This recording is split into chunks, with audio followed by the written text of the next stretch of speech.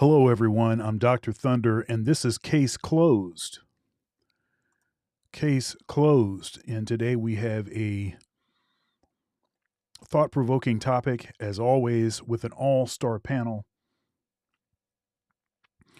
Since the 70s, marriage in the United States is down 60%, while divorce continues to climb. And in fact, when you consider a 40-year marriage, if you consider 40 years, actually the divorce rate is 67%. It currently is 67% if you consider a if you consider a 40-year range. What are some causes and consequences of the disappearing family unit in the United States?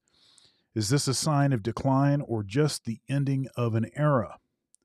In addition, we have below replacement birth rates and population collapse, along with all its dire consequences. What are the consequences of below replacement rates? Will immigrants continue to prop up the birth rates of the West? And will Western culture persist, or will it be bred out of existence? And of course, we have the rise of passport bros, which are taking a look at the dating environment and choosing to get their passport and going abroad for a spouse.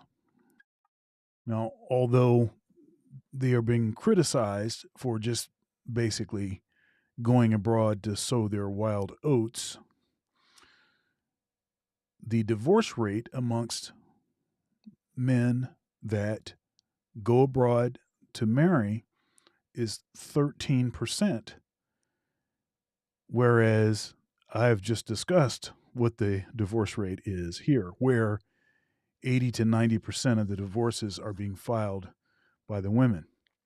So, is immigration the answer to this problem? Case closed. Immigrants will save the American family. Let's go.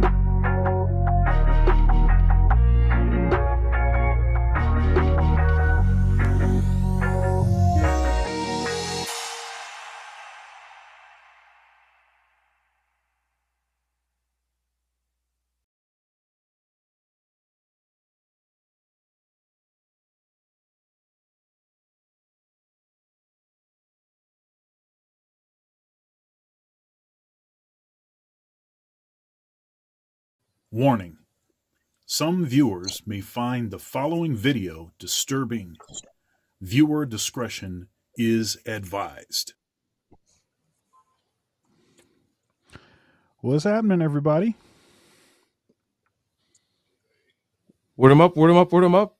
We're getting right into it, aren't we, Dr. Thunder? Case Yes. closed, 4 p.m.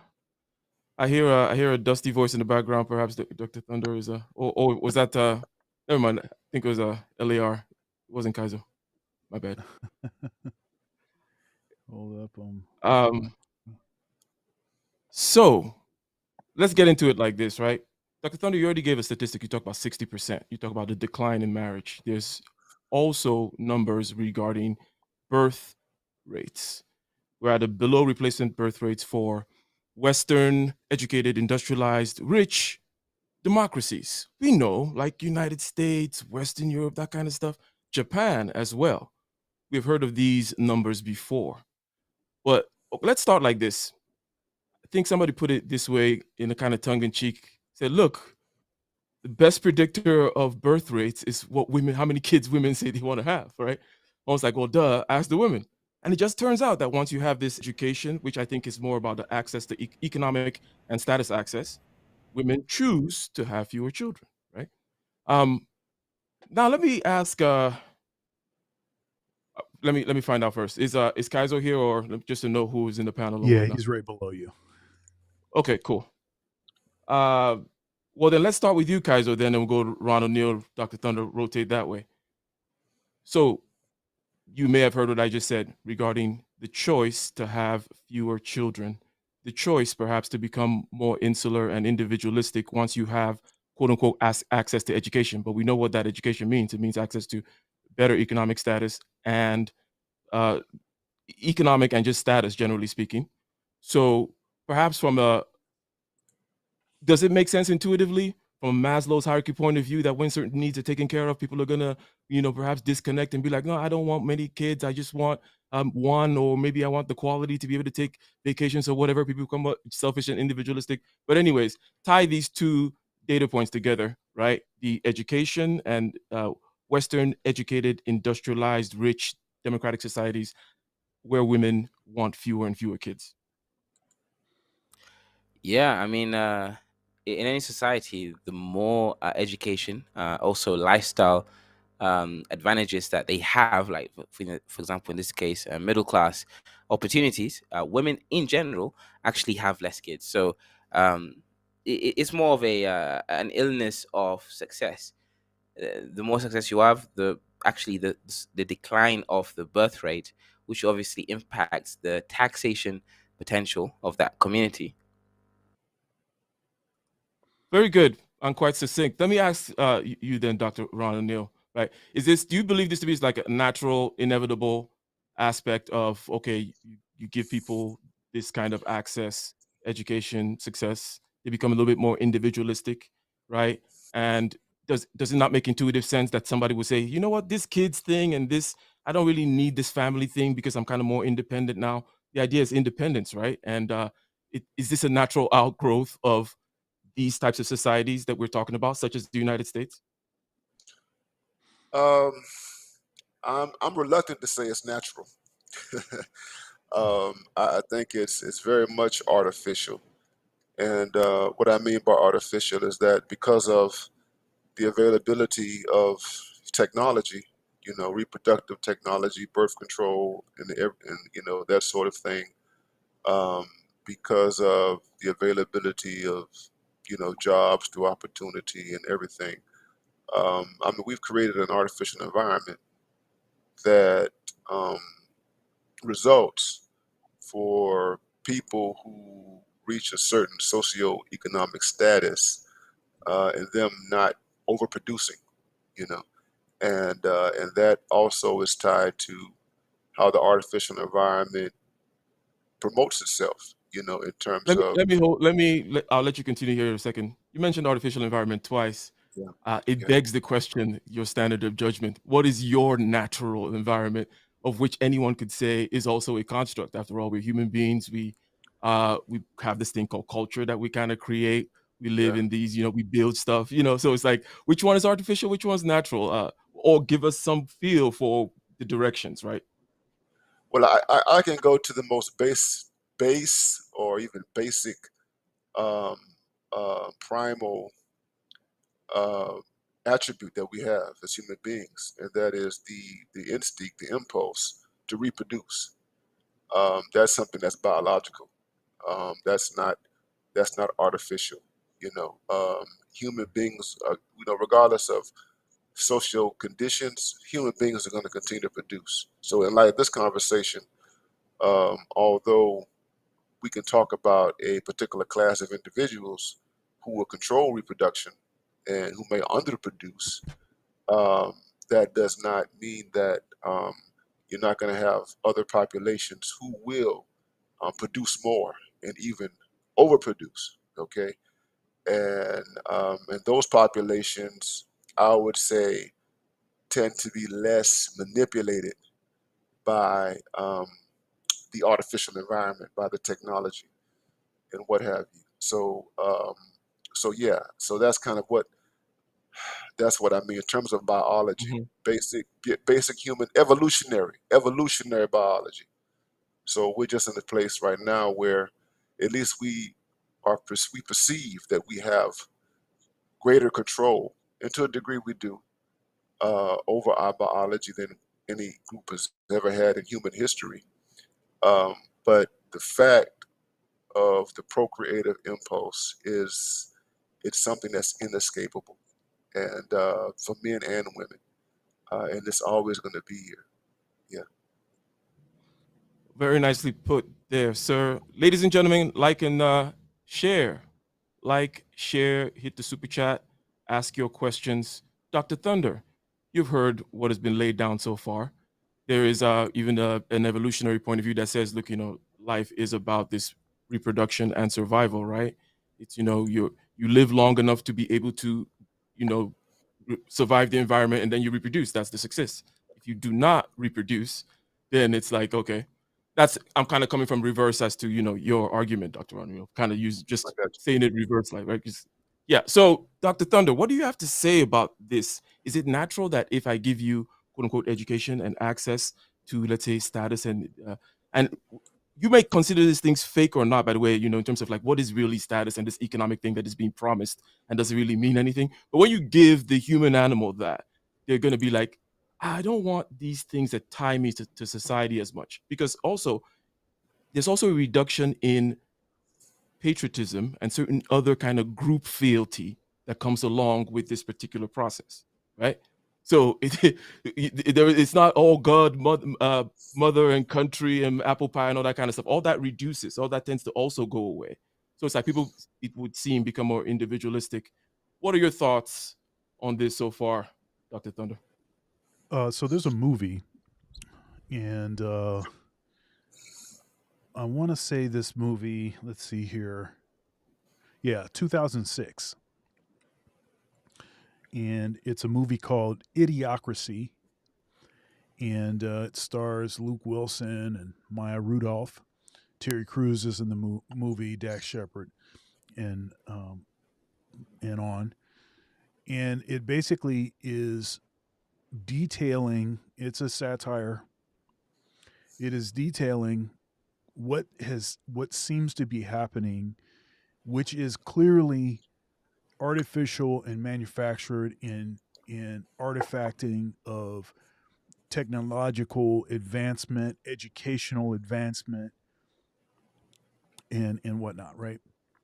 So basically, what happens in this scenario, both of them go into a time capsule. Something happens. Luke and Maya. Maya is a prostitute trying to evade her pimp. Luke is a military. Uh, he's in sort of a dead end military career, and both of them go and do this times capsule. They're going to get some cash. They're going to stay in it for 1 year. They get out of it, and then great. But something happens. So then, hundreds of years later, what happens is all of the we'll and I don't really like classifying people this way, but for the sake of this and to make it easy to say, all the sort of low value people, they were reproducing like crazy, and all of the educated folks, they kept waiting longer and longer to reproduce, to the point where you know they waited too long for in vitro. They're doing stuff like freezing their eggs. They're doing all of that kind of stuff, to the point where now, they're not replenishing their own numbers. So it becomes a substantial imbalance of folks that are sort of undereducated and, have that sort of um, pedigree, as it were. They come from folks that didn't have their degrees, and so the scale keeps going down and down. Terry Crews is the president of this new American Mexican Federation something, and he's a former porn star, right? So it gives you kind of an idea of what it is that they're saying. I think that I think that movie has a lot of truth. There's a lot of stuff that movie totally nails. And so, is it natural for us not to replace our own numbers? No, I don't think it is. I think that it is the artifacting of this sort of class system structure, the educational environment, um, there's even there's this sort of valuing the earth over humanity. There's a lot of different forces that are sort Let of me let me yeah, battling. let me ask you this. Sure. Let's put it this way. Um, natural in this sense. Natural in the sense that, look, let's broaden out the context in terms of there are going to be other societies. Natural in the sense of death, right? Is the death of a society natural, right? And because Well, this has happened before in terms of other yes. societies breeding and others just chilling. And it tends to follow this pattern too, where they get educated such and such, and then they go It's away. natural. And it's like the season changed. Isn't that also natural? Isn't it time for maybe someone else? Because what Yeah. No, idiocracy doesn't yeah. yeah. If that's the question, if that's how you're phrasing the question, then there's a lot of history to suggest that we're overdue. Um, It's not so the direction of the question, but I'm asking for both directions. Yeah. yeah. I mean, but yeah, I would argue that we're overdue for a massive collapse, and it may be miraculous, somewhat miraculous, that we're still around. Um, Especially when you factor in the advancement of technology, which has sort of reformatted things several times in the history of this country, in the history of the West. It's been reformatted and totally rewritten several times over and over. And so, for the fact that the sort of basic kind of life expectancy that we have, I'm not talking about longevity, I'm talking about, the quality of life, the kinds of things that we expect to do, the sort of, uh, uh, gender roles, even. I mean, it may actually be a miracle that we haven't had more of these significant gender role sort of issues earlier in our history. So, yeah. So, Okay, something like so LAR. LAR. Is it perhaps America has an advantage in the sense that it still lets, certain kinds of immigrants come in that, whether it's Hispanic population or different populations that have a different kind of family structure. They have more kids. They uh, keep the labor and the economy going because it's about consumers and, and all that kind of stuff, right? So, or do we need to lament so much the death? It's like it seems like what we're saying is societies die rich. There are a few ways to die. Right? There's a rich death. It's like, hey, baby's probably the best kind of death. Right? It's like there are other ways to go out. Right? I supposed to just chilling, not breeding anymore, and get taken over by the barbarians slowly. But anyways, you get my point. Is it natural for somebody to want more kids as they get more, shall we say, access to status and education, all that kind of stuff? Elia, what are your thoughts so far? And then Lion Legal. It was natural to have more kids the richer you got. America is the antithesis of that, American society. So the richer you are, the less kids you have. So to me, at this particular point, the American dream changed in the American narrative for people, because it once was, you want a house, be married, 2 kids, and a dog. Now it's you really want to be single and live a lifestyle of a movie star. That has, so that has nothing to do with family. So, Right. And even when immigrants come to this country, it's kind of the same way in the end, because the family might be intact coming, but the kids might want to be movie stars too. So the way the American dream has changed. It changed the whole dynamic of the country. Mm-hmm. Ladies and gentlemen, case closed 4 p.m. Eastern Standard Time every Sunday. Go ahead and like, share, subscribe. We're discussing here something which is very important, which is there's a statistic, from the 1970s regarding the decline in marriage rates, 60%, right? And we can connect these with other parameters in the socio-economic landscape, kind of make projections and draw causal links and all this BS that I'm talking about. So, Lion Legal, okay, within this kind of landscape of Western educated, industrialized, rich, democratic, it's an acronym weird that it's the word weird acronym. I find it's a useful one, because that's the group we're talking about. It's in Japan, it's in Australia, it's in Western Europe and United States. Those guys, right? Us, okay. That there is a reduction in the birth rate. Dr. Ron O'Neill started us off with the unnatural direction, saying that, look, if you look at evolution and the direction in which life tends to go and the impulses of life, the drives and whatnot, to reproduction, this is going counter to that. And we went from there to perhaps it's a natural death, and then somebody else will come. Why are we making it a static situation? It's not just about this one thing. Things died. It's time for this one to go. Okay. What are your thoughts as to this conceptual level of thinking? And add on to also this, basically, the societies also become less patriotic, right? There's less cohesion going on as a result of this same thing as well. People become more individualistic. Okay. Is this the end of the West, Lion Legal, or will everything be all right? Well, as far as talking about is it the end of the West, that's a different question. I'm not even sure if one is empowered to speak about such things and have them recorded on the internet. But as far as the family issues and the changing zeitgeist, to have a child is considered a blessing. It's considered the best thing that any family can do, any person can do. And in general, you rarely hear people saying that having children had put such a strain on them that their whole life devolved into chaos. You rarely hear that. But you hear a lot of people who don't have a family, don't have a support system. In fact, psychologists say that the likelihood of death even increases for people that don't have a family structure when they're old.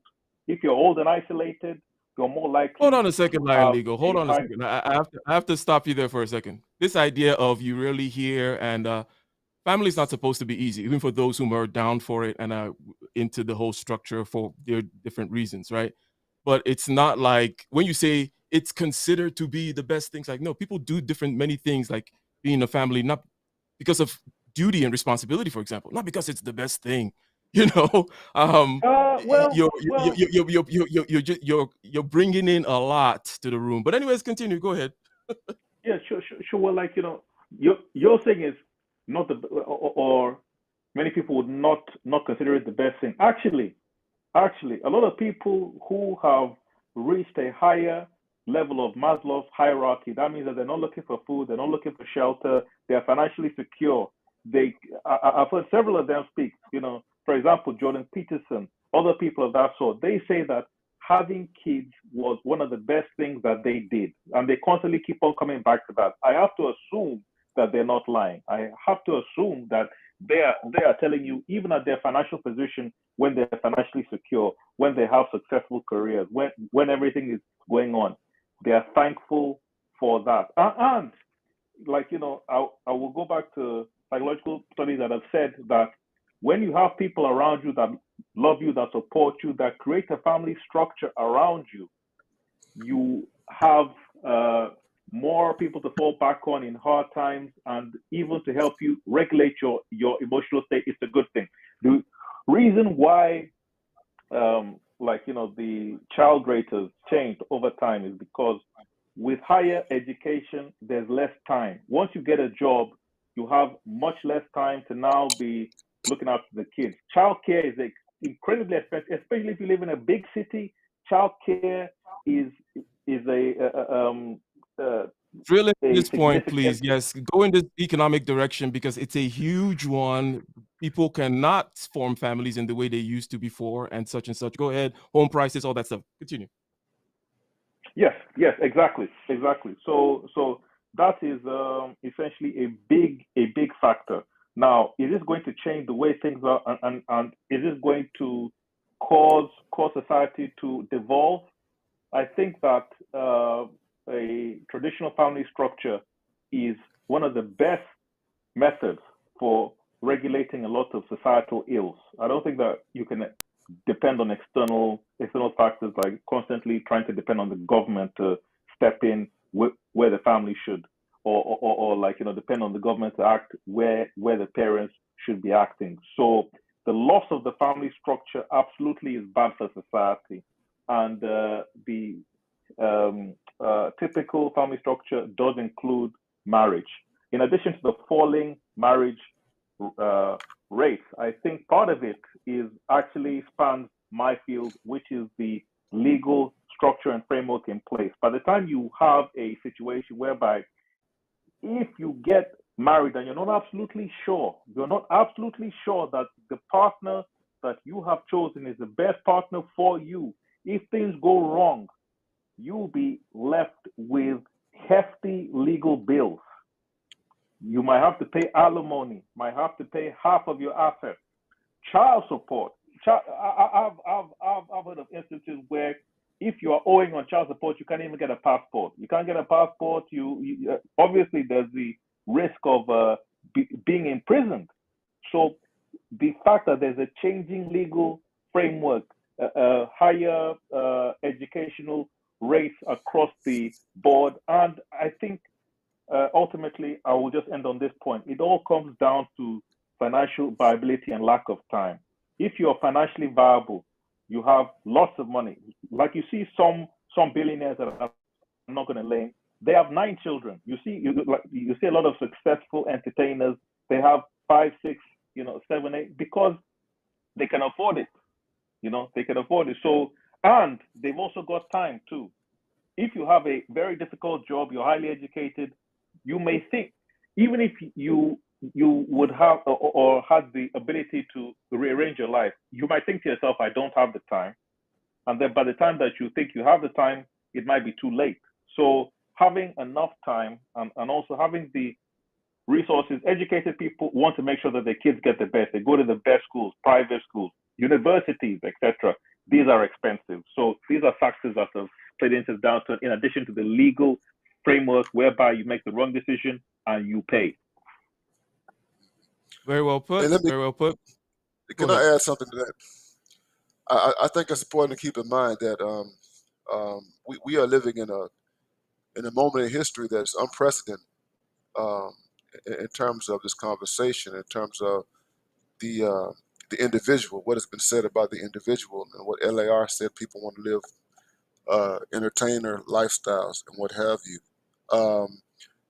Individualism, especially in the West, I mean, it has a long history, but in terms of a society that has placed so much stock on the individual, I mean, where we at, this is the first society, advanced society, in terms of known history, where that kind of weight exists and where people are acting upon, their individualistic needs and desires and what have you. This is new. This is something that's specific to the last 50 to 60 years and everything. So we are in terrain um, that has not been broached before, and so a lot of the convulsions that we're dealing with, and I have to add to what my brother said in terms of family life and what have you. Yeah, it is true. It's a historical fact. I mean, of course, families are never perfect and what have you, and there's always struggle and difficulty, in family life. That's just it goes with the territory um, and everything. But it is the fact that uh, well-being is connected to having networks, communities, villages, tribes, so on and so forth, all across history. One thing I've noticed, and there's a sociologist. There's a sociologist who wrote a book 10 years ago. I can't think of his name right now, but the book is called Solo. It's a Jewish sociologist called Solo. It's about um, people living single. So this is a Jewish sociologist in New York City who studied a whole bunch of people across the age spectrum who were living alone. Okay, elderly people, young people, and what have you, in a huge metropolitan context, and people negotiating it, and the intent was to really capture what has happened uh, in a so-called advanced society such as ours, and it's happening in other places as well. And with that, there are costs. There are costs that come with that. If you notice, I don't know how on my algorithm, I'm seeing a whole lot of videos from the legacy media dealing with loneliness and what they call the loneliness epidemic. Even Richard Reeves, who has his book out on boys and men, the book on masculinity in America and in the West writ large. He's been talking about the numbers of men who are living alone, the numbers of men who are isolated, disconnected from family, disconnected from networks, so on and so forth, and what some of the costs are to that, and the fact that we are in a new terrain, and there are questions about depression, there are questions about self-deletion, there are all sorts of um, health related issues that are connected to isolation. Alzheimer's, dementia. I buried my mother. My mother passed away in 2017 from Alzheimer's, and she had dementia, which led to Alzheimer's. And for a very very long time, my mother lived alone. She lived in one state. I lived in a different state. I'm her only child. She was away from her siblings and what have you.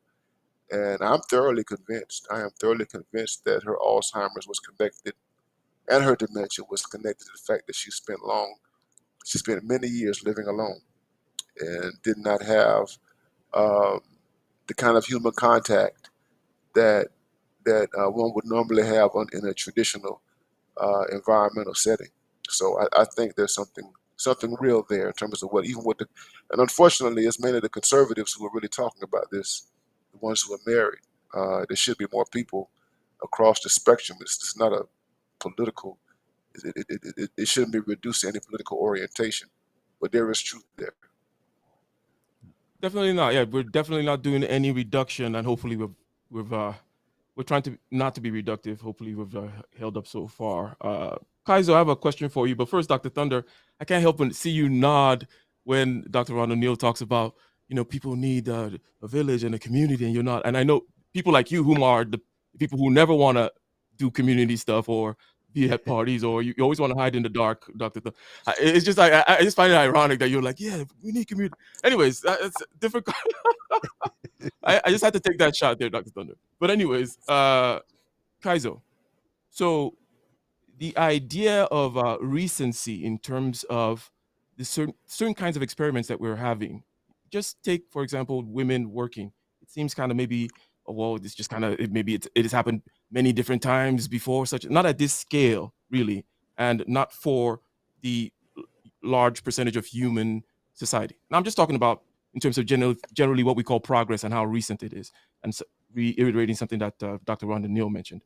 But let's talk about this fact of the West dying, let's say.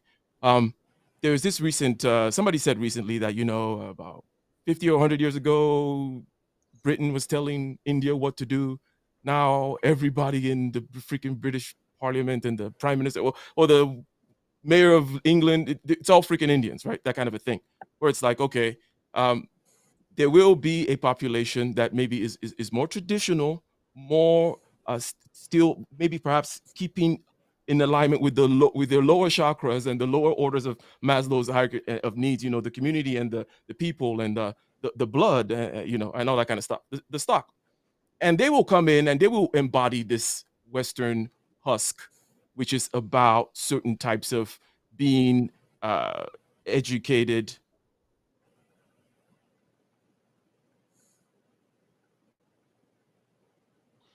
Ooh. Yeah. Well, Kaizo, you want to take a crack at what you understood? yeah. Go ahead. Yeah. So, okay. So there is an element here of, let's say, the student overcoming the teacher element, right? So if you look at the UK right now, right, the Secretary of Foreign Affairs is actually an East African Indian, right? And also the Prime Minister is also from that same descent.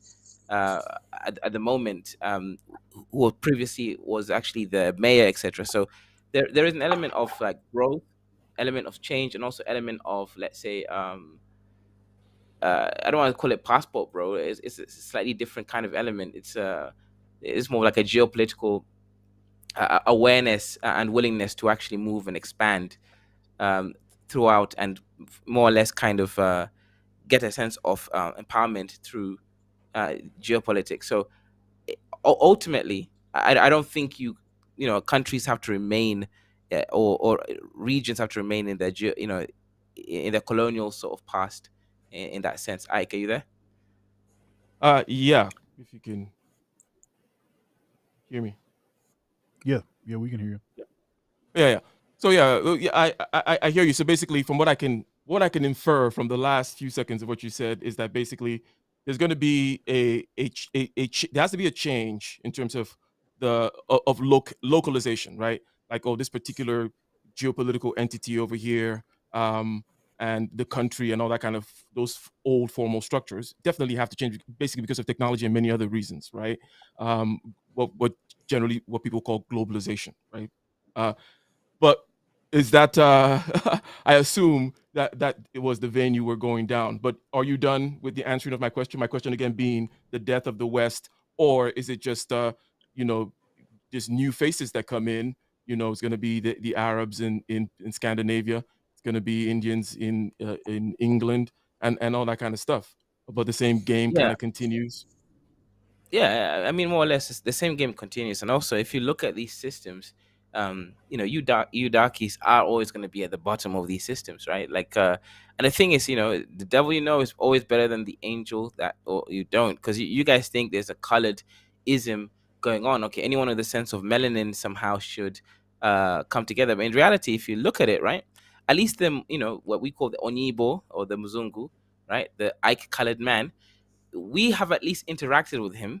We know his sort of limits, but these other groups, we don't know them, right? These other groups are sort of in a similar position to us, so their call to power is going to be a slightly different consequence to this game. So ultimately, all I can say is this: yes, the Syrian in Germany, right, with Angela Merkel allowing them to come in drones, hundreds of thousands, if not a million.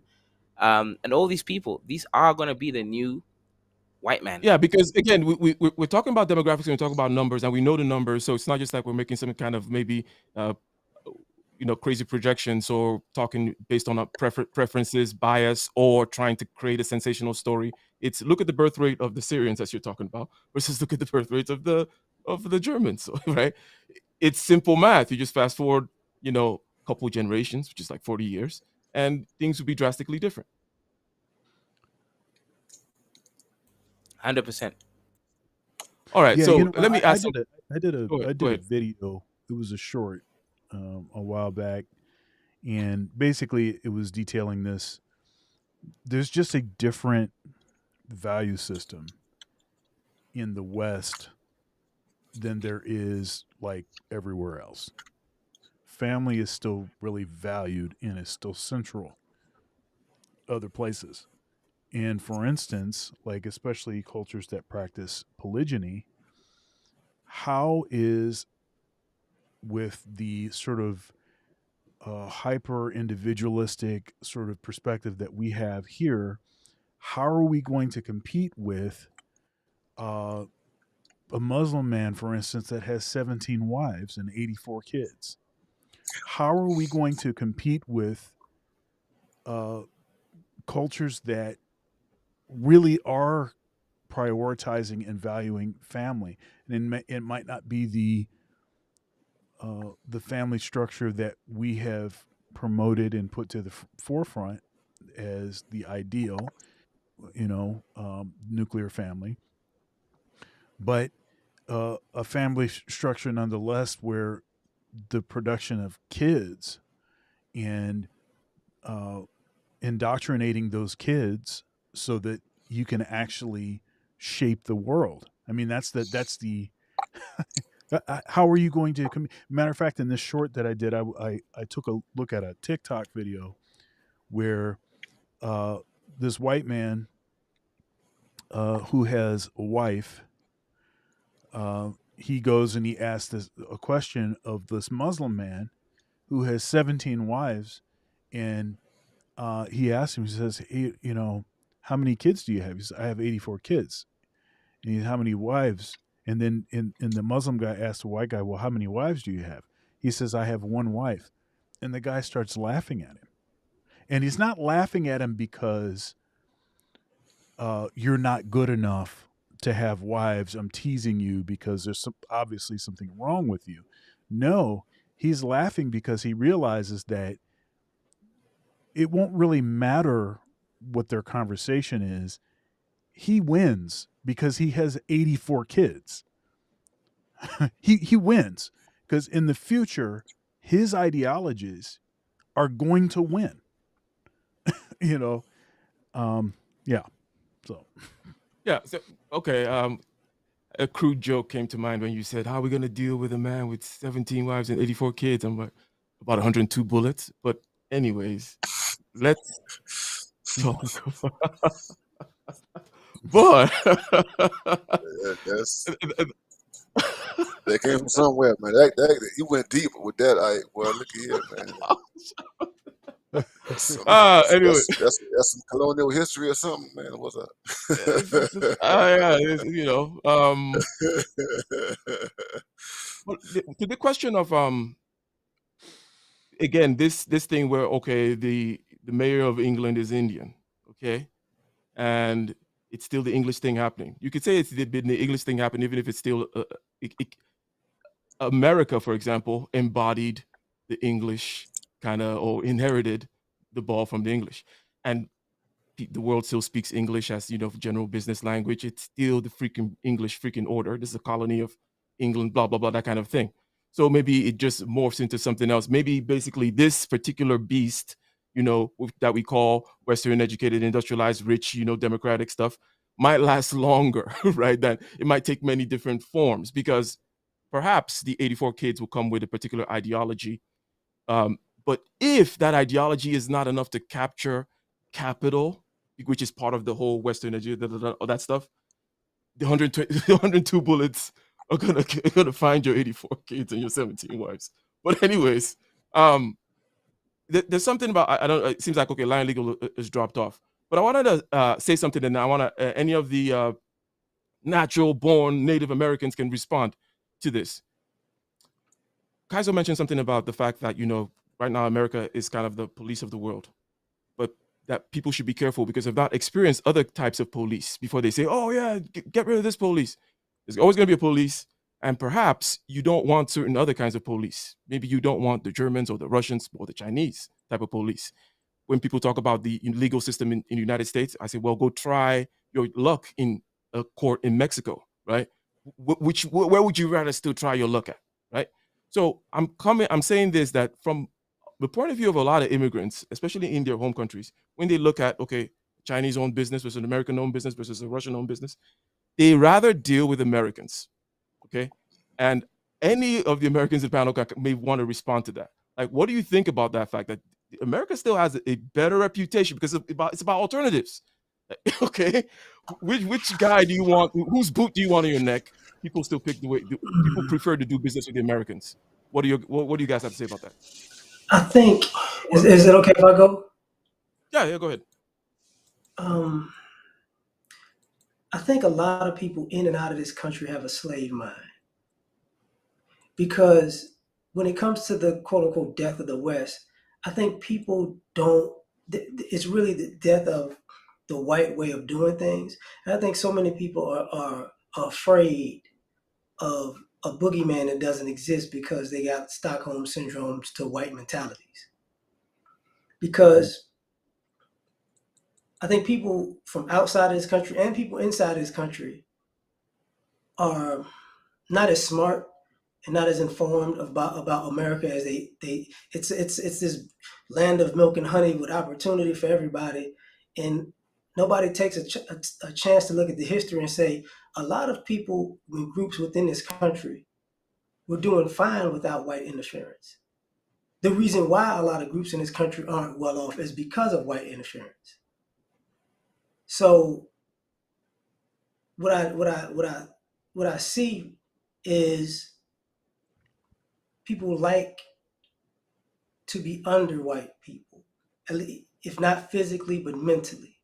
It's I don't know what it is. It's some kind of easing feeling, because yeah, like if you compare it to other places, go here, go here, go here, go live there, and even with those places, one of the reasons that they're corrupt as they are is because they're interfered by with either Americans or Europeans. And in my opinion, people still have this slave mentality where, you know, the white man's wrong is angelic. And I would rather have the angelic white wrong than a non-white right. So that's just my point of view. Well, Yeah, Dr. my Thunder, you have response. yeah, go ahead. Go ahead. Is that me? Yeah, that's you. Yeah, whoever. Okay. Yeah. Yeah. My response is that you know, though imperfect the American system is, and it's tainted with all the isms and everything, and a horrible history, um, you do have a system of checks and balances that has been put in place in this society that few societies on the planet can compete with. Okay, and so I hate to invoke your beloved Nigeria, like, I'm just, and I know that Nigeria is not the only place, but y'all got 200 million people, and you're a diaspora and people and stuff like that. Anyway, I mean, everybody, I mean, the whole thing about corruption, okay? Um, the reality is that we have a system of checks and balances that will not allow the level of corruption that happens in certain parts of the world to happen in the United States. And white people, I'm just going to put out there, white people, we could start with the United States Constitution. So let me just give you an example. So when Trump was going up for the second time in 2020, and everybody on the left and liberal side were saying that we were entering into a realm of fascism with Trump, I was not persuaded by the argument. And one of the reasons why I was not persuaded by the argument is because of our system of checks and balances. And what happened was that our system, although they were talking about fascism and oh my God, we're going to go back to 1930s, Nazi Germany, and all this kind of stuff. Our system of checks and balances did what it did, and Donald Trump was, he was removed from office. Okay, he lost the election. The results. I mean, we could talk about how the thing went down. But the point I'm trying to make is that um, the American system, there are levels of checks and balances that exist here that have been built up over a long period of time, tied to the Constitution, tied to law, especially law in particular, that nobody else can compete with. And I think that's the one reason that some might have some reservations about other groups who come from countries or societies that don't have those type of checks and balances. Okay, and so there might be some concern about people coming from Pakistan, other parts of the subcontinent of India, into certain parts of Europe, and becoming powerful, you know. And there'll be some concerns about, to the extent to which they can rule effectively um, in a relationship to, the system that is there or what have you. And that's just it's just a hard reality. It's a hard pill to swallow. It's a hard pill to swallow. I don't want to paint entire groups of people in terms of corruption. Um, but I mean, we understand that other parts of the world don't have the type of system that we have, that polices, that does very good at policing, and we have a court system that you know does a relatively, again, it's not perfect. It's a relatively decent job at enforcing those checks and balances. Yeah, the relative independence of the judiciary, again, relative independence of the judiciary in the United States is quite interesting, remarkable, right? People can make a lot of comparisons, but then when you tell them, "Oh, go face which judges would you rather face?" You start finding out real quick what they actually do think about certain institutions versus other ones, right? But so Dr. Thunder, you have a reaction to basically what has been said so far about the, let's just say the third world, generally speaking, prefer the American way of doing business. If Chinese or Russian or an American is going to own this factory that I'm working in, it seems to work out better if it's an American. I'll give some context also beyond what has been said about the institutions, in the sense that Americans tend to have a um, like far removed. I forget what I'm trying to do, but it's they keep you at arm's length, right? Yeah. The Japanese will come in and the whole all the supervisors in the factory will be Japanese and all that kind of stuff, right? That's kind of how they roll. America doesn't really want to be there. They don't want to send anybody over there. Okay, they'll just have certain, they'll tie you up in contracts and make sure everything is tight business wise. So that's one of the differences, right? Where you're not really going to see the American, and it tends to be preferable. It's like, oh yeah, he's still screwing you or whatever, but at least it's not in my face. But anyways, Dr. Thunder, what are your reactions, if any, to this, and then we'll move on. Yeah. Like, share, comment, subscribe, become a channel member where you'll get access to all archived videos, support Black male media, support independent media, super chats enabled, super thanks for the replay gang, Cash App, Venmo, PayPal, Dr. Thunder Music, all one word. Spell out the word doctor. Uh, America is still the best place in the world to do business. There's still the greatest potential to make money. There's still the largest number of people that can afford to buy your products, that can afford to, that have enough disposable income to be able to, you know, buy your merchandise.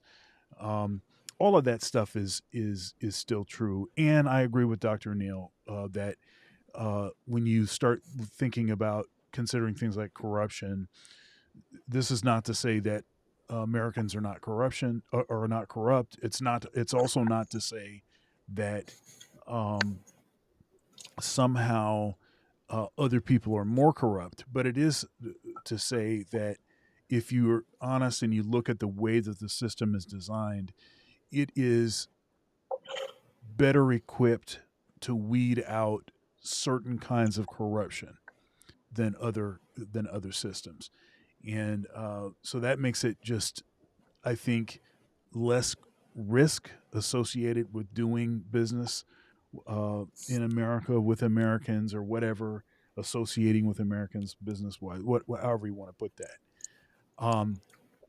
That is not to say that I think that the people in America are superior. I don't buy that for a second.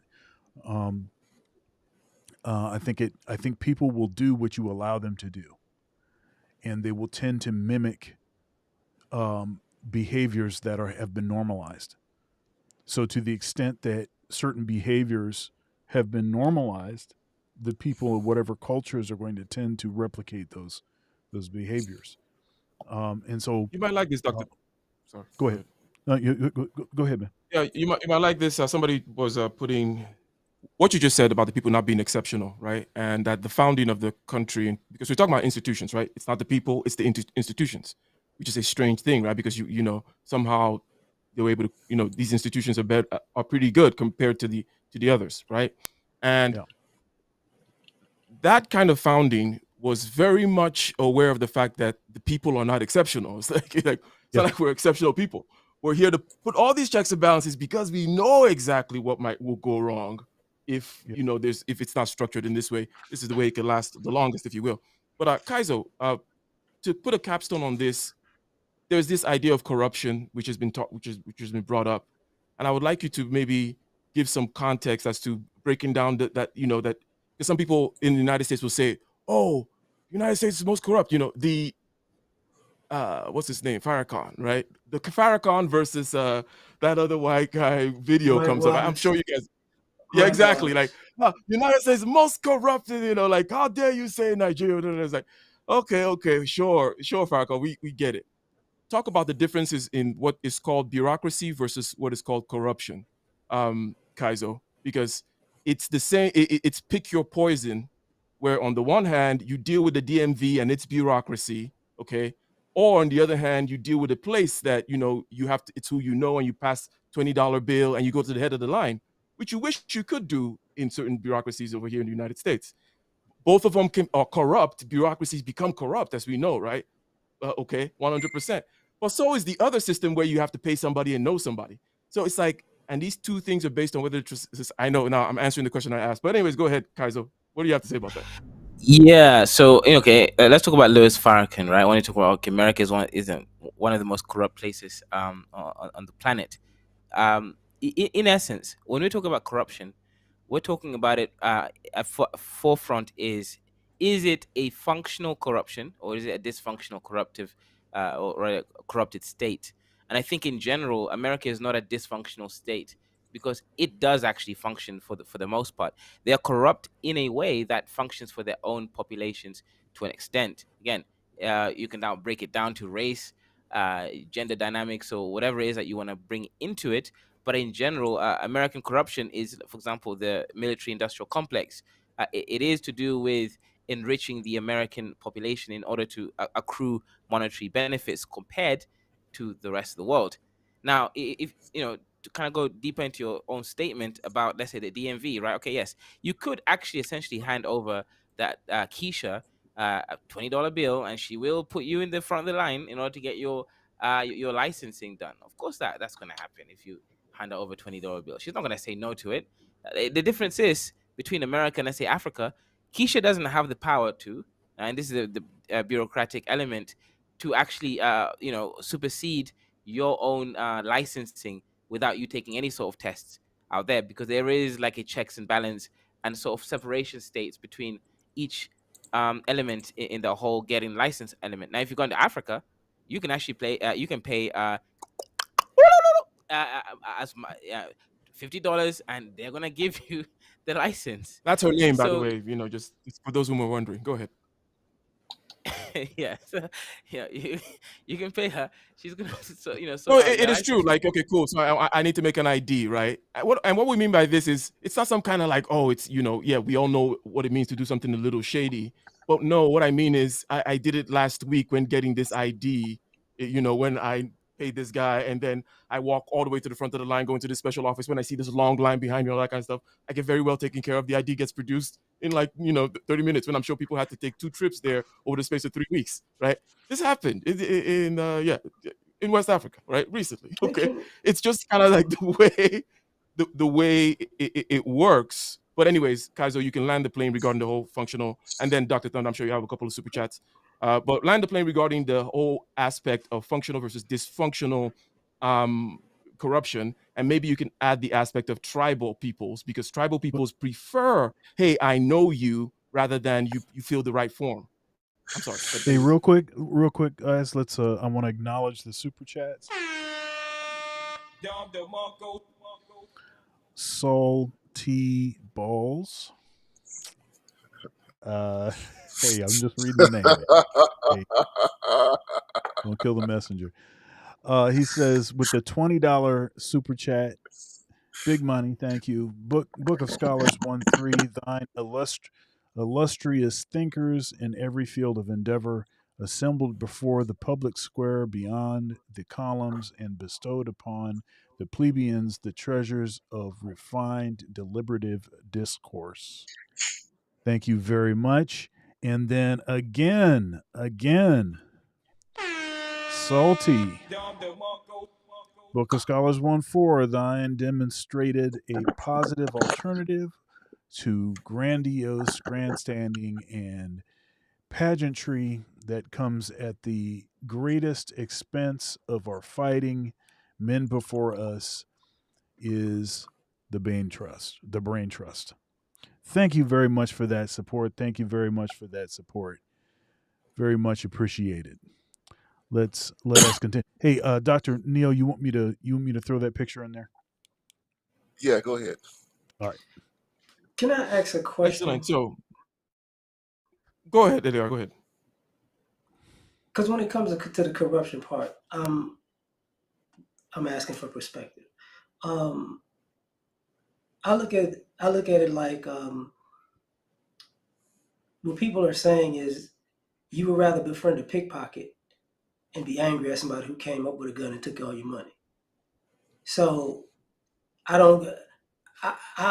would assume that if you befriend a pickpocket, you're gonna lose far more than you would from a person who just robbed you one time with a gun because it was traumatic.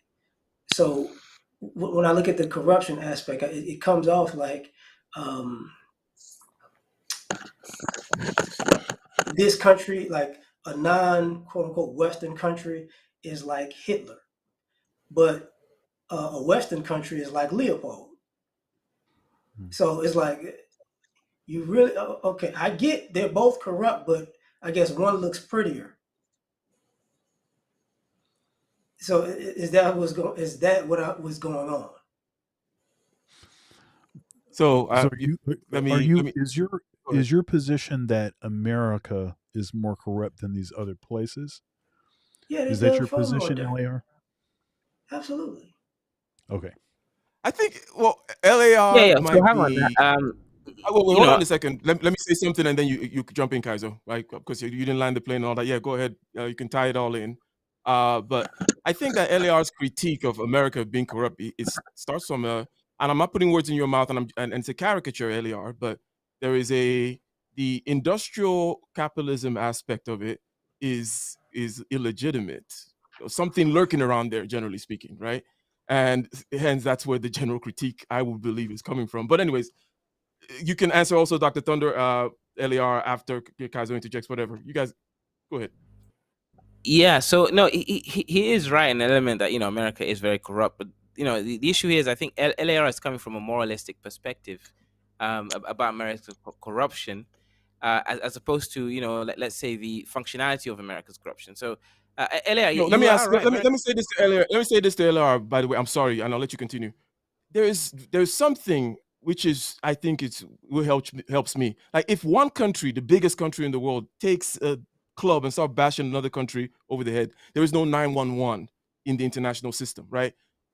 You're just here on Earth. If the Earth gets conquered by some crazy beast from Mars, there is no who's the moral authority that's going to stop Martians from eating me? There is. It's called the ICC, International Criminal Court. No. The difference is though, and No.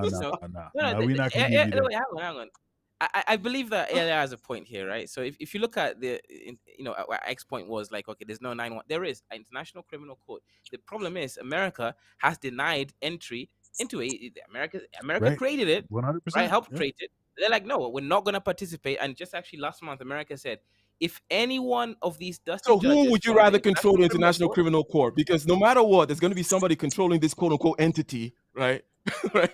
Because it's never going to yeah, be independent. That's the whole. There's no 911. right. There's no 911, man. You're stuck here on Earth with other humans. You guys got to figure it out. Like, Yeah. I'm saying when it comes to other countries, you have a particular person to be afraid of and blame that might have you killed. Mhm. Let's just, you may have a dictator. When it comes to America, you talked earlier about bureaucracy, which means since you don't know a particular person name, Mhm. you're gonna just take it up the butt. Like, well, I don't know who Exactly. actually pushed the button. So, Yeah. but the Yeah. interesting thing is, And I 100%. And let me just, because you said looks better in your, and yes, that's exactly what it is. It's on the aesthetic dimension, because when you're given the choices, because it's not like everything was all hunky dory, and you can say yes, America maybe put you in that situation, or maybe your dustiness put you in that situation. Okay, people are dusty. that's Certain countries are shitholes. Okay, let's not act like, oh, he said something that's which we fine. just outside our imagination. We never knew there were shitholes in this. Come on. Okay, That's no, people are absolutely dusty. understandable. Well, you go ahead. You go ahead, Leo. No, that's absolutely understandable. There are places in this country that are shitholes. So it's everywhere, right? So I think about it like in this country, you don't know, something might happen and there might be an entity, but this is also a country you can actually find out who screwed you. And what I'm saying is, in this country, people are saying I can find out who screwed me, but I won't. So the corruption ain't that bad. Or if I do find out, I won't do anything. I'd rather do something to somebody else and let them figure out it's me later on. You get what I'm saying? So that's why, to me, it's like using other countries. I get it, but I also get a lot of the countries that people say are corrupt. They have Western influence. So I don't know how you X out that part of the equation. Like, yeah, it's messed up over there, but the Americans did do this, and this to make sure it was messed up. But that's functional. That's the The way part I I would don't put get. it is this. Let me put it this way. I'll go all the way back with it, and I'll take it by maybe one step at a time. Not because I'm saying anything that's a big deal, but I'm just saying that, look, before it was America that had the thumb on things, it was, let's say, the British, and before and before and before, and all the way back to ancient Mesopotamia, with the Assyrians killing everybody, man, woman, and child, and hanging people from poles and all that kind of stuff. In other words, there's always somebody, right, occupying this position, and his hands are going to be everywhere, right? So when it comes to, let's say, the founding sin of America, because we're talking generally speaking about, oh, is America particularly evil? We say, yeah, amongst the options, it's like, it seems like people would rather do that. People would rather be screwed by him. Okay. And then if you look at in history, it's like, well, yeah, somebody always got to be, someone seems like someone's got to be top ape, the way we kind of roll, and his hands are going to be everywhere, right? And then there's this aspect of the original sin of America, let's say like slavery and such. And it's like, okay, what was the original sin of the Punjabs or my people or whatever? It's like wherever you look, you're gonna find some nice gory stories about how these things started. Let's talk about the Mongols, for example, and their original sin. Okay. No, Can I say something? Can I say something? Go ahead. Can I say one thing for like 10 Go seconds ahead. and I'm Go done? ahead. I'm sorry. Me and O'Shea talked about this years ago, and I was like, this is the interesting thing about America to me. If you name another country, continent in the world, and you say, oh, these people are $50 trillion in debt, people will go, oh, they're stupid. They're idiots. They don't know how to run a government. But when you come to this country and you say it, people just get brand new, like, oh, it's America, it's okay. And it's like, that's the issue that I'm talking about with the corruption in America. It's like people somehow lose common sense because they put a white savior over stupidity. Dr. Neil? Yeah. I get what they are saying. I don't want to say. So just in general, no human population has a monopoly, on good or evil, throughout the course of human history. And I think we're kind of relearning those lessons right now as we see the world, go through its various kind of convulsions. So let me give you an example. So India, when India became a democracy, there was a real struggle after they got rid of the British. Okay, and the struggle that they had to deal with their own legacy, their own traditions, and how their own traditions compromised their efforts to become a so-called, democratic republic, whatever you want to call it. And the big thing that was an impediment was their whole system of caste.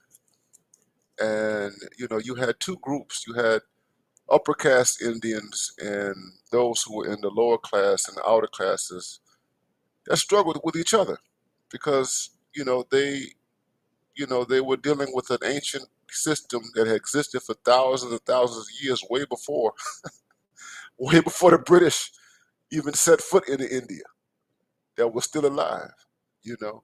And you had real struggles between people like Gandhi, who was an upper caste Indian, um,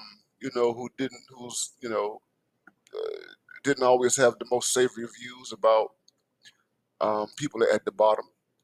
And then you had his own, some would say his own arch nemesis, a man named B.R. Ambedkar, who was someone who was a product of the caste system.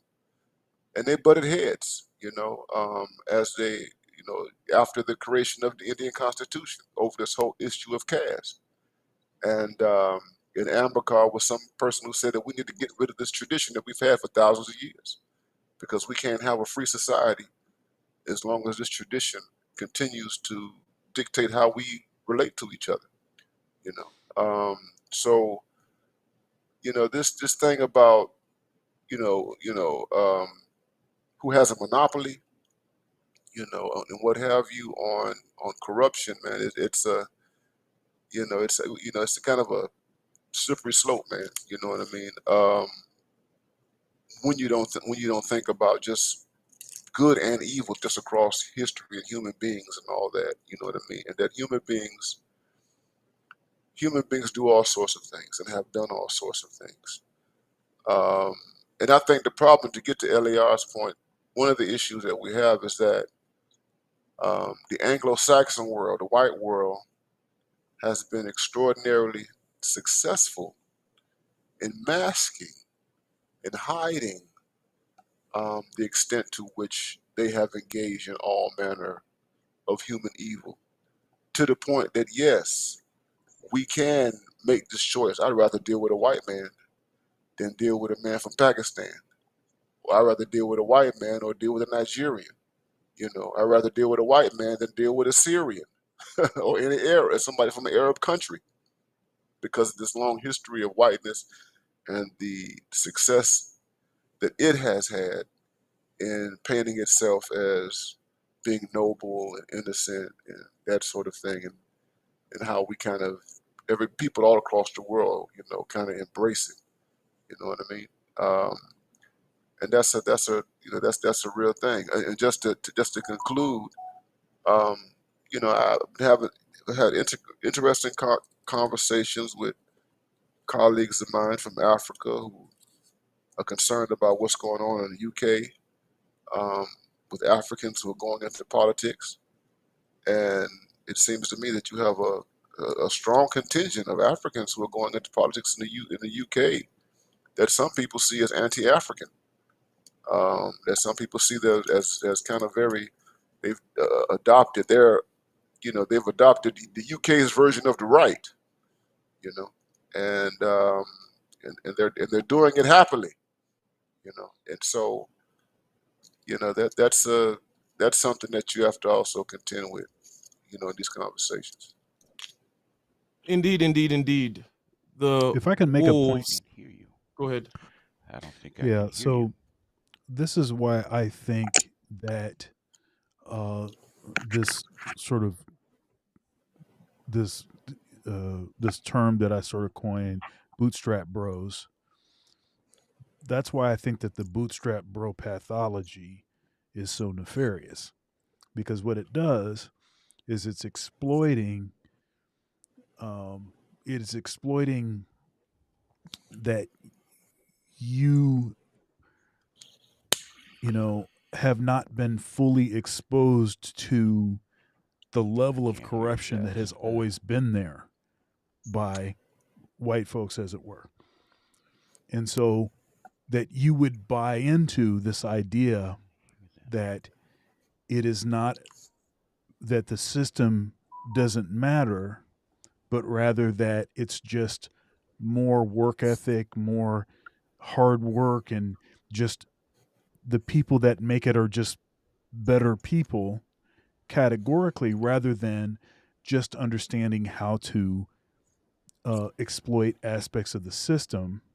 And because of relationships, you know, because of community, because of networks that some people have that other people do not have, and advantages that the system seems to extend to folks. You know, so this is why this is so I think nefarious, is that it does a good job of sort of trying to keep people in their place. Well, see, the reason that you haven't made it is because, you know, you didn't pull yourself up by your own bootstraps, which is not actually possible. And what we really should be doing is focusing on the aspects of the system that those that have been able to make something out of themselves, that they exploited, which sort of pathways that they utilized, as opposed to pointing at people and saying, see, the reason that you didn't make it is because you didn't work hard enough. Yeah, and all of that, of course, none of that can exist unless you have a baseline of believing that basically the way that white folks do it seems to be inherently less corrupt, less sort of secret handshakes and secret meetings in the back room where some stuff that's taken place that you guys follow the rules, but we don't have to follow the rules because we have old money or whatever it is. So, yeah. And let me say this, Sure. just to add briefly. So we're talking about immigration, right? And the future of immigrants and what have you. BGS is in California. I grew up in Florida. You've got Texas, the largest state of the union. You have Latinos, the Latina population, which is growing. Okay, and what has happened? If you're not talking about bootstrap bros, you're talking about the bootstrap Latinos, the Latinas. Okay, who will readily identify with the dominant white population. Yep. Okay, Yep. and will operate in the same way. And so, their behavior right now is one that everybody has to look at.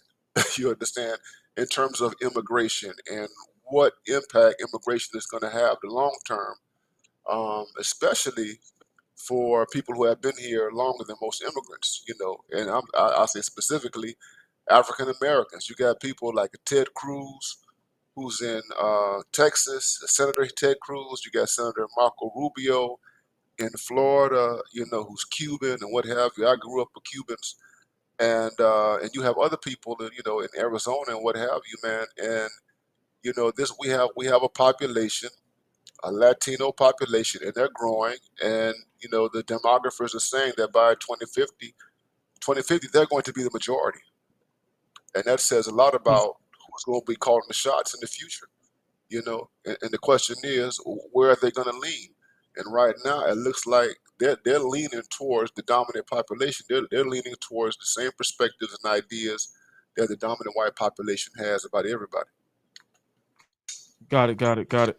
Well summarized there. Now BGS, as you mentioned, they're residing in California, where Dr. Ron O'Neill says the Latinas are taking over, like They already vermin. No, have. I'm sorry. They're the majority.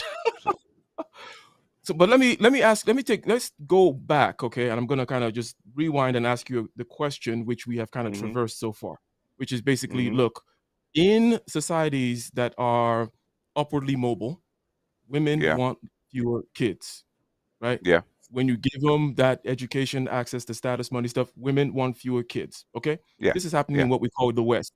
is it something to lament, or is it just the natural? Maybe I don't It's call it the natural, but is it just the order of when you select freedom over, let's say, nature? This is what's going to naturally happen, and other people will come and then they will have kids.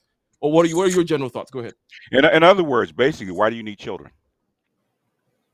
That's what they say. I mean, No. these are What I'm people saying, I'm making asking. choices, right? Yeah, they're like, why do I No. need kids? Yeah. Listen to me. Listen to me.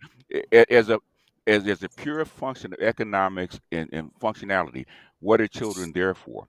Okay, without all the love, and the morality, and the emotions we put on them, what are they there for?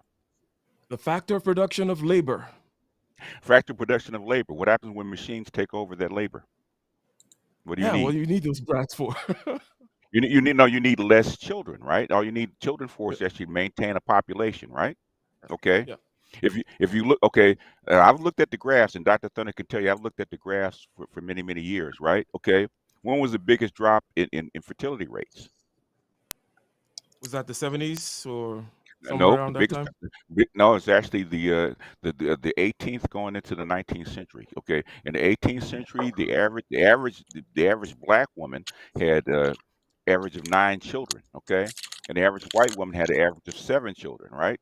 Okay, by the time you get to the 20th century, basically it's 3 for black women and 2 for white women. Why do you think that is? Why do you think it got cut down by a third? No idea. You don't need them. Okay, you don't need 9 kids. If you're on a farm, if you're on a farm, you need human labor, right? You need as many hands as you can get. What happens when the machines take over? You don't need as many hands. What's going to happen? And just as a function of nature, you don't need those people. Okay, guess what's going to happen? You're going to have less children, and then the further you advance as far as the environment post-industrial, right? Guess what happens? Okay, you don't. Can you support? Do you need 5 children or do you need 4 children? No, you only need 2. And Hmm. for a woman, if she doesn't, if a woman that doesn't need to depend on her kids because society's going to take care of her, all she needs is one. All she needs to do is fulfill her biological function, which is have 1 child. That's what you're seeing. You slowly but surely descending down to 1 child. If you look at South Korea, right?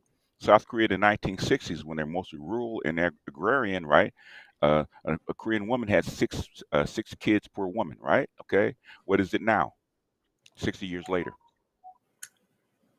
What is it? Less than 0.77, less than 1. Why? Because you're in a post-industrial technological society where they don't need to be married, they don't need to have children, okay? Because the state will take care of them. Okay, the Let me ask you society a will quick take care of opinion them. question here, Mm-hmm. which might kind of hinge on like a conspiracy theory a little bit, because basically, there Mm-hmm. is indeed a below birth rate issue in the world globally. Back in the 70s, we thought we Mm-hmm. were gonna have like a population bomb. It's actually the Mm-hmm. reverse now, right? But Uh-huh. why do you think that there's still propaganda of people saying, "Oh, too many people"? Is it, to put it in conspiracy theory terms? You think there's a Uh-huh. anti-life, No, anti-growth no, kind of propaganda no. that's kind of out there in the West, or no? No, but basically that's what the Calhoun's Mouse Utopia experiment was about. What would happen if you took a society, non-human society, gave them everything but space. You gave them food, you gave them heat, you gave them water, you gave them everything they needed except space. What would happen over time, right? And Calhoun's Mouse Utopia and their phases align precisely with the demographic shifts in human nature, right? So what you saw in the mice over the period of a couple years, you're seeing human nature in a period of a couple hundred years. So what you're seeing precisely is what nature does when it doesn't need things. Nature only produces what it needs. If it doesn't need a whole bunch of human beings, a whole bunch of children, it's not going to produce them. That's a natural Hmm. inclination, and basically structurally, all over the world. Me and Nameless and Dr. Thunder, because Dr. Thunder has watched us do this over the past couple of years. Structurally, if you look at the demographic phases of each individual country, right, you can actually see as they when they get into the post-industrial phase, automatically the birth rate or the fertility rate drops in women. Whether it's United States, in Western Europe, it's also in Colombia, it's also in Costa Rica, it's in Brazil, it's in every place except what one spot. And everybody, you can tell what spot that is. That's in Africa, because Africa is That's not Mhm. okay. yet Well, in a post-industrial phase yet. Do They're you think just getting do you into think the that industrial phase. do you think that there's a relationship between what it is that you're discussing now and the sort of lowered testosterone rates of younger men? It could be, but it could be that, but I think most of what it is the decision of women to have or not have children. I think that's the biggest decision, because the fertility rate is actually controlled by the female, What and if no, she I has sex or recognize has that. partner, yeah, I recognize that. I just wonder if you thought that there could be you were talking about it, nature balancing itself. So I wonder it, if it, the test possi yeah. it possibly could be. There's things there's leaning towards that, but thing is, how do you how do you how do you and I can probably appreciate this. How do you separate out uh, basically something, a natural element, from chemicals and from pollution and from stress and all this other kind of stuff? It's all mixed in with the Yeah. testosterone production. The thing is, You can't run the experiment twice or enough you can't. times to.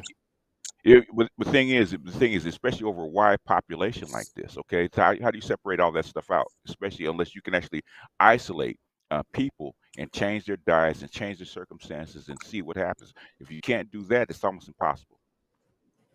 Yeah. Okay, let's So continue with is there a some. hint? Is there a hint towards it? But yeah, but it's almost impossible to actually run that experiment. I see. Go ahead. First of all, gentlemen, yeah, I do gotta. Yeah, the time for this one can't go too long. I'm heading to airport, going to somewhere again. Uh, on Okay. the road. But I want to ask Kaizo, if we're continuing this line of things that are connected, okay, in this tapestry, the socioeconomic tapestry here, things that are connected to this choice of wanting fewer kids, uh, re- reflect themselves in other areas of extroverted feeling. Let's say people seem to be less patriotic, is what they say. Okay. And we can kind of have our imagination. Yes, that seems right. Seems like in Portland, where they're having fewer kids, they're not as patriotic. And that's part of the same old thing of navel gazing and going to yoga classes and having fewer kids and being less patriotic. Okay, I get it. But it seems to signal like maybe that's a death of the society, maybe part of the testosterone thing that Dr. Thunder brought up, right? So, if you take all these other ancillary aspects into account, not just that you're having a population situation, but maybe the keeping up of the ideal of the spirit of your whatever, the flag, the constitution, might also wane away because people are not willing to defend it, such that Mr. 17 wives and 84 kids that will actually win because you don't build bullets anymore to take him out, because you're like, oh, come see, come saw, and live and let live, and in Portland, not having kids and not being patriotic. So in that context, Kaizo, is there something to be worried about with regards to the death of the West? Would it be bred out of existence because these people are more convinced, more patriotic, and having kids? Yeah. So Or yeah, great question. Yeah, great question. I think ultimately, right? Okay, so okay, if you know about the Bible signet, right? There's a story about the 1,000 years rule by the devil, right, on this planet, aka the Kakuna man, aka the Muzungu or Onyibo. For 1,000 years, he's going to reign. So America is that kingdom, right, or rather The white devil reign. empire. Right. So America is going to stay here for at least 1,000 years, according to my own, predictions. It's already been here for around what, 4-ish hundred years, but it you have a since been a Hebrew superpower. Israelite girlfriend now, or what's going on? Anyways, go ahead. All right, because my religion changes, right, based Hindu, on Hindu. She's Hindu. It's Hindu. she's Hindu, right? Okay. Yeah, so this guy's, yeah, so there's a millennial rule, right, by a kingdom that's predicted in the Bible. So I think ultimately America has been here for around 400 or so years. As a superpower, it's been existing for around 100. So I don't know which one is it gonna, anyways, it's irrelevant. I do believe, right, if you're gonna have more less kids, you are going to have more of a quality driven um, kids production, right? The children that today are arguing about all these gender transitions are higher quality than the kids in the previous generation, right? Dr. Thunder's generation, they didn't even know left or right. All they needed is just food in their table, and they would have been happy. So I do think the issue is, though, you have to have a juxtaposition between this higher IQ, more, let's say, intelligence driven questioning individual versus productivity. And if you juxtapose that to, let's say, China and its authoritarian reign of producing mathematical geniuses, you are going to be basically allowing yourself to be outcompeted, because China has a less quality population, but with a certain work mindset. Right now, China is actually the leading producer of solar panels, nanotechnology, and other stuff like that, right? So they, infrastructure wise, they are better than you guys in America. Like, they're better than you and your company, right? The difference is America is living in an auxiliary sort of bubble. America will fall by building this more of quality driven child rearing element, as opposed to actually doing a slightly more of authoritarian boomer generation type Chinese venture. Yes, America Okay. will fall, but we don't know when.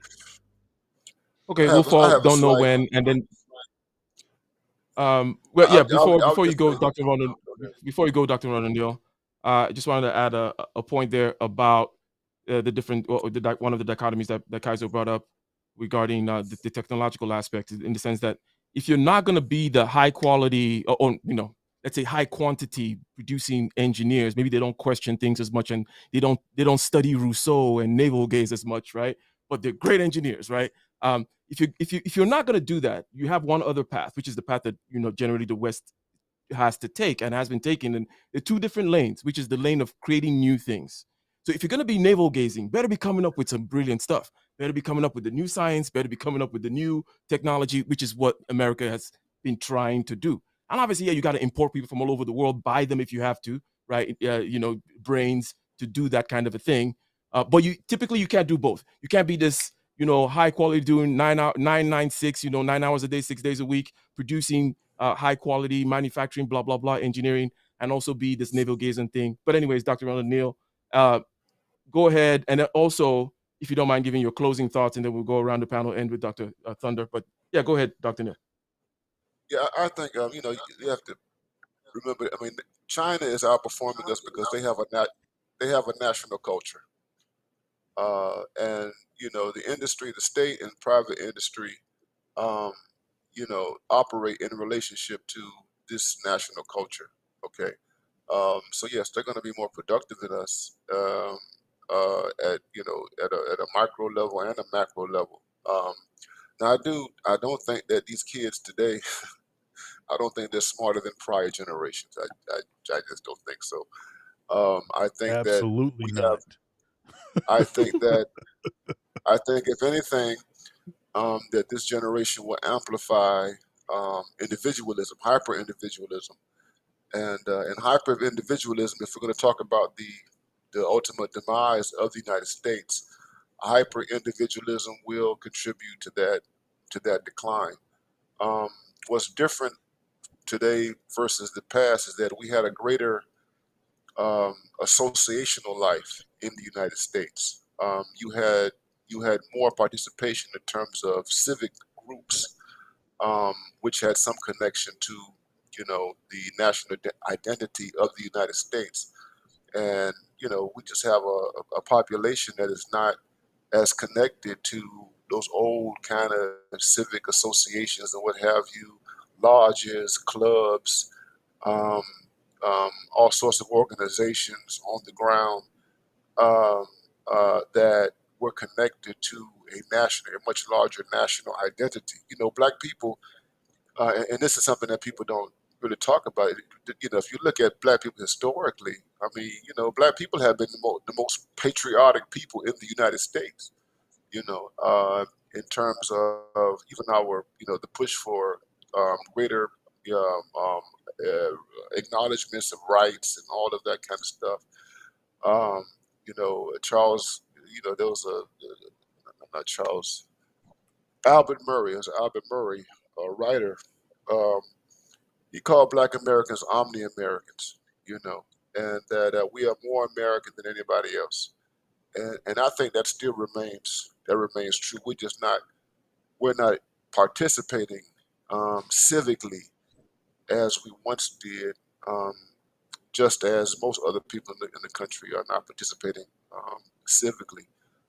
But China, our competitors, to the extent that they remain connected to a national identity and they're concerned about the state of their respective nations, they're gonna outperform us. They're gonna try to eclipse us, and that's likely to happen as long as we continue to promote, these ideas that just fixate on the individual. Very well put, sir. Nice little summary there. You started us off with the it's against nature, it's not natural, it's anti evolutionary, it's anti biological impulse, and it doesn't lead to any good. Your society will die. BGS, sir, your closing thoughts on this whole is this a sign of decline or just the ending of an era? Will the West be bred out of existence? Or what are your thoughts? Or it doesn't matter, it's a nihilistic kind of structural picture, and what does it matter, anyways? Okay, the West will be declined because the civilizational rotation. Go back and read quickly about civilizations, right? Um, the civilizations always grow in the periphery of a civilization. China is actually the periphery of Western civilization. It's going to be extended through China. So the West physically will decline, but China will actually extend Western civilization through their culture. It's just going to change positions. Look at the technology, the ideology, even some of the morals are changing in China because of the infrastructure. Um, what the United States used to do, China does now. If you look at the manufacturing base, the educational system, stuff like that, they're mimicking what Britain did, and what the United States did, and what Germany did.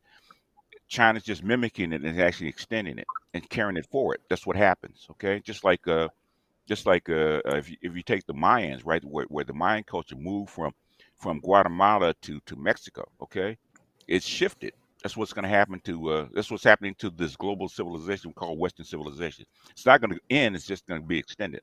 United States will decline, but Quigley said that, like in 1965, it would decline, and actually almost predicted to the year when it would start to decline.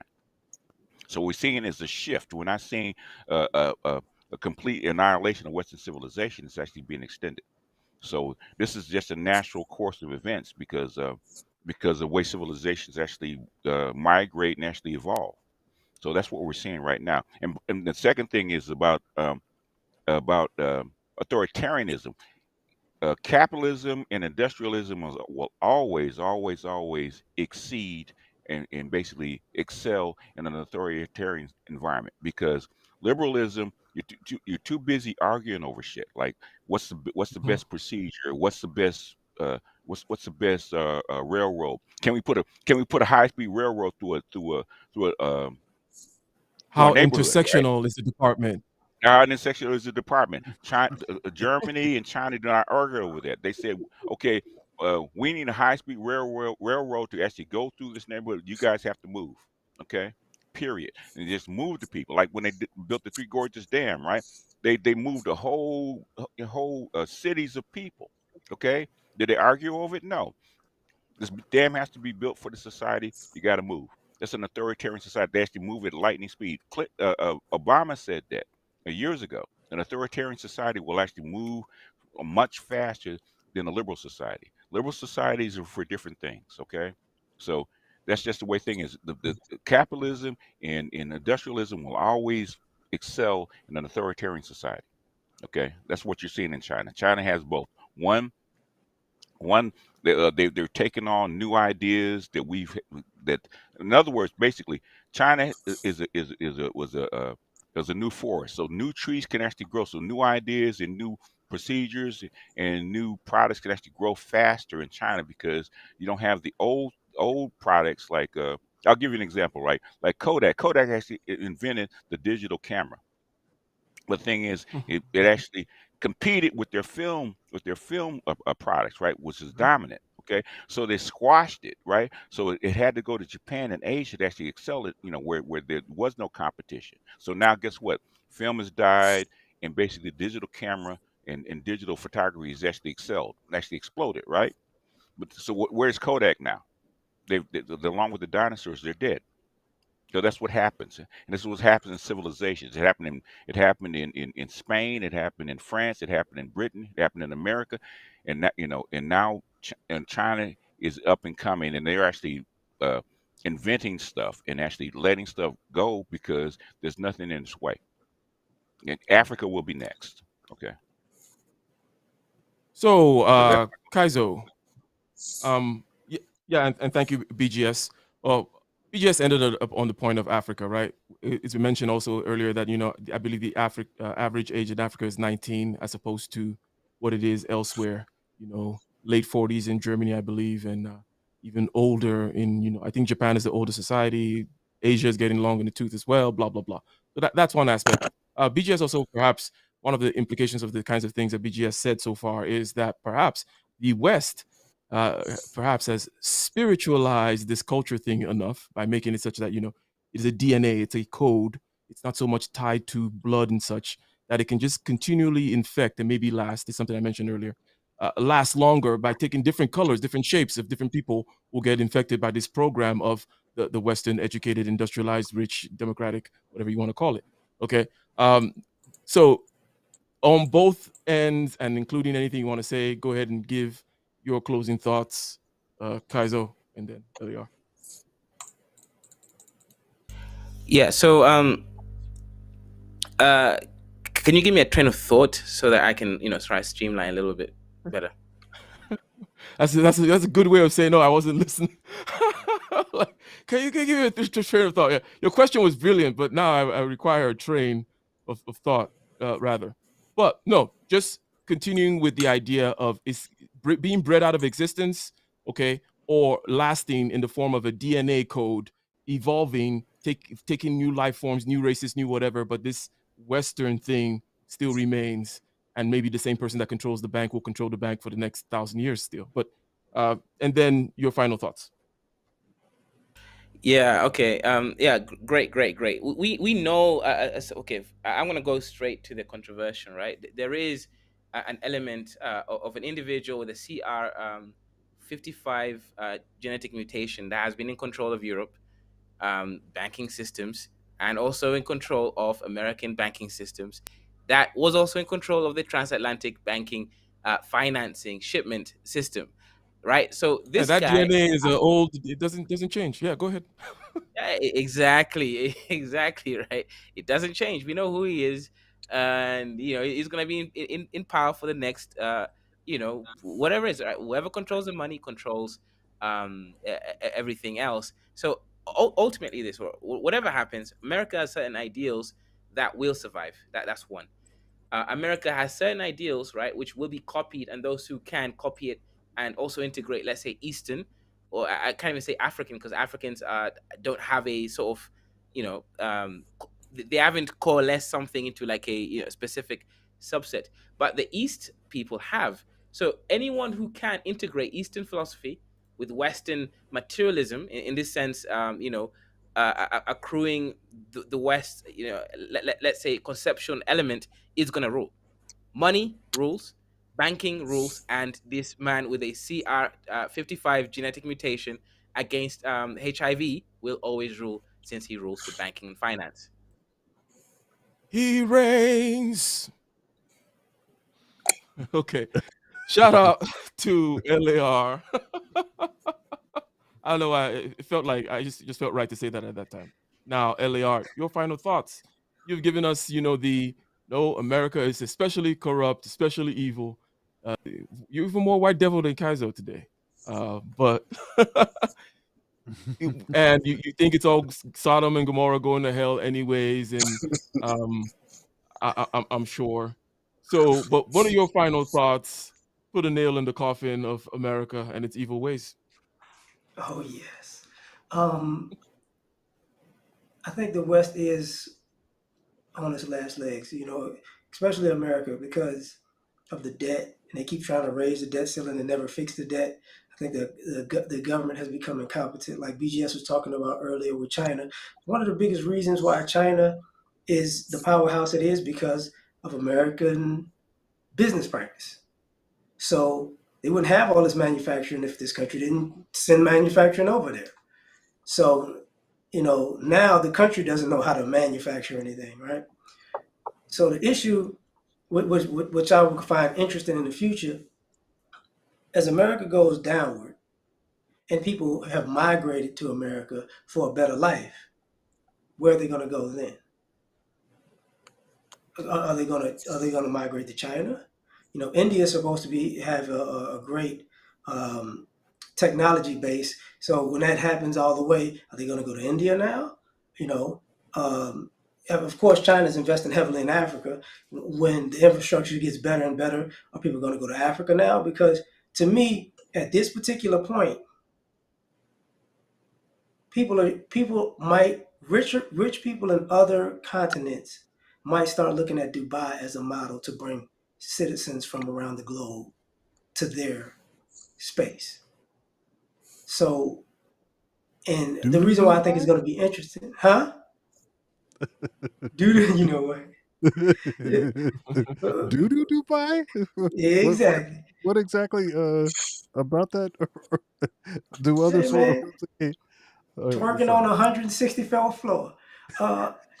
It's what's gonna be interesting to me at the end of the day is the what I was talking about earlier about the mentality of people assuming America is giving America too much credit for greatness.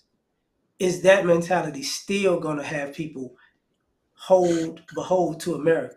Because this is a quote unquote capitalistic country where you're supposed to make the best of your opportunities. So will people still flock here on the belief of, white greatness or capitalism or freedom, or will they go somewhere else?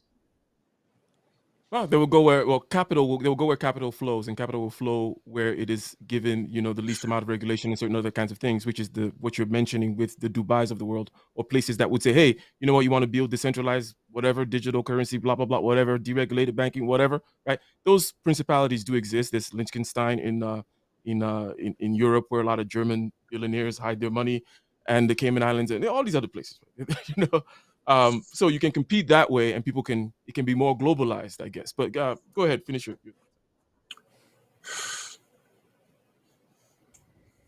No, uh I was done. yeah, my bad.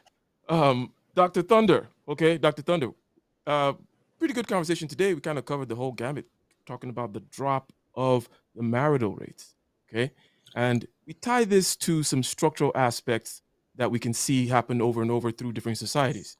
And we saw that, hey, when we have this education and access thing given to women, they say, hey, we want fewer kids. We talked about it from the empathetic point of view of, does this make sense? What's the calculus going on in the psychology of the person? And it's not that far. It's not so crazy. BGS came in and said, look, it's just, there's no need to put more kids into this space. Naturally, things are going to find themselves, and it starts on one end psychologically, and then maybe because of the psychological stuff, then you have other hormonal responses that you see, for example, like in the testosterone, blah blah blah, all that kind of stuff. So a lot has been covered, but what are your final thoughts? And what else you got coming up for the rest of the week? But ladies and gentlemen, make sure next week 4 p.m. 4 p.m. Eastern Standard Time, another episode of Case Closed is going to be hitting these streets, highest level conversations on the most relevant topics, that is, in space. Go ahead, Dr. Thunder.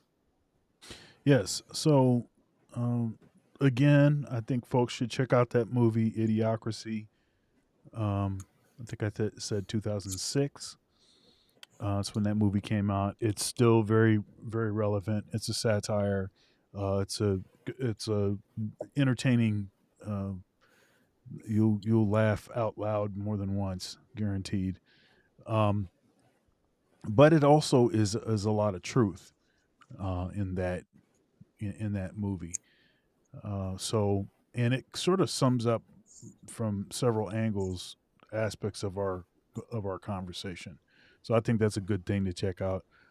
Um, with respect to being able to reproduce our current numbers without the aid of uh, immigrants, you know, um, we'd have to reproduce at least at a 2.1. So each family would have to have 2.1 kids, and our marital rate would have to be a lot higher.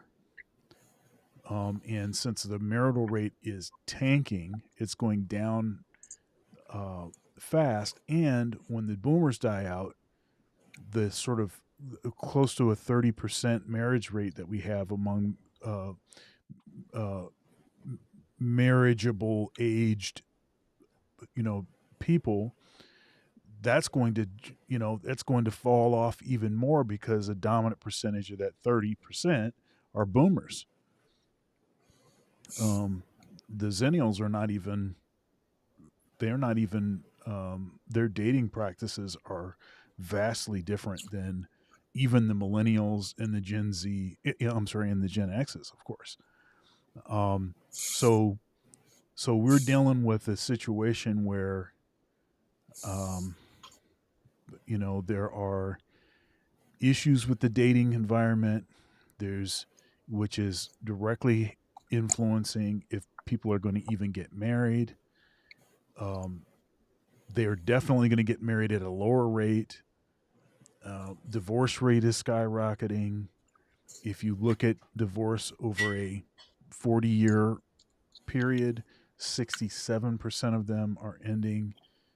But then simultaneously, you have some glimmers of hope. You have passport bros and men that marry abroad. They're getting 13% divorce rate. That's much lower than this over 40-year range, 67% divorce rate. So there are some possibilities, but that, of course, if you're marrying abroad, then and they come back over here, that's an immigrant, right? So it's an interesting sort of kind of landscape and issues that we're facing. Some of this, as BGS pointed out, I suppose is the usual. I'm not going to call it natural, but I'll call it the usual thing that happens when a society develops beyond a certain point. Okay, I can accept that. To LAR's points about the corruption that seems to, it's like corruption plus. There's like a bonus aspect of it because there's no one really to police America, right? There's no one really to police America. If other countries are corrupt, then America, which has a habit of nation building and going and saying, "Hey, you can't treat your people like this," and then saying, "Hey, this is our justification to go and take over your land," or whatever. America has, a history of that sort of thing, but that doesn't exist as far as retaliating against America for not, for instance, following through with promises of reparations for ADOS, or any number of things that we know, state sanctioned terror against against Black people's financial institutions. That could have been something that another country stepped in and say, "Hey, it looks like you need to do something here." But I have a question, Dr. Thunder. go ahead. How come FBA, foundational Black Americans, don't have an ethnic group designation? Because whenever Africans come into America, they do water down what it means to be Black. So, because it might be even connected to certain elements. Yeah, we do. It's You called have- Negro. Oh, okay, Negro. Okay, fine. Yeah, Negro is actually very clear. That was actually, and actually Negro is not a derogatory term. I think young folks think that Negro is a derogatory term. Negro is actually the term that perfectly describes. Well, administratively, it's not separated, right? In other words, I believe what Kaiser is saying is for the purposes of separating not watering down the population and getting all these weird mixes and getting clear stats and good record keeping and paying of debts, for example. Then why is there not a special check the FBA box? I suppose right now it's just Black or African American. Oh, right. It's on the right. census. It's on the census. Okay. Oh, okay. Oh, okay. Yeah. So, but to my point, Negro's the term, and Negro was replaced by Black, and then black was replaced by African American. And now what the politicians do, and it's a lot of word salad and it's clever, tricky stuff, is we're going to give you the first black this and the first black that. But the problem is, as often is the case, is that they are mixing categories intentionally. They're saying everything's black. So the African diaspora, that's black. Anybody that has a certain look, we're going to call that black. And since black was replacing Negro, many of us that, actually understand what's, the use of that word and where that came from, we're taking it to mean Negro, when actually they want us to take it as Negro because they want our support, but that's not actually what they're saying. They're saying, as long as they have some melanin in their skin, we're going to call it black. So anyhow, all kinds of stuff going on. Make sure y'all come back, like, share, comment, subscribe, become a channel member where you get access to all archived videos. Support Black Male Media, support independent media. Super chats enabled. Super thanks for the Replay Gang, Cash App, Venmo, PayPal. Dr. Thunder Music, all one word. Spell out the word doctor.